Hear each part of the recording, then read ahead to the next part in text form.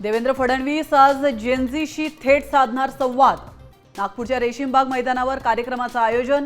तरुणाचे प्रश्न आणि अपेक्षा मुख्यमंत्री घेणार जाणून।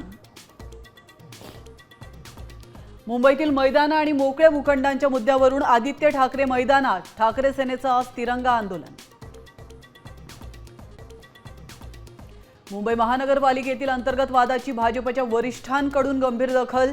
गटबाजीला खतपाणी घालणाऱ्या नेत्यांवर कारवाईची शक्यता, सूत्रांची माहिती।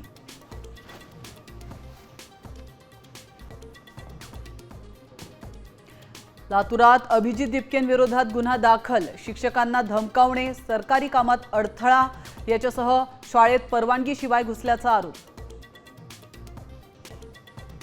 मुंबईच्या भुलेश्वरमध्ये गणपती आगमन मिरवणुकीत मोठी दुर्घटना। दोघांचा मृत्यू, 5 जण जखमी।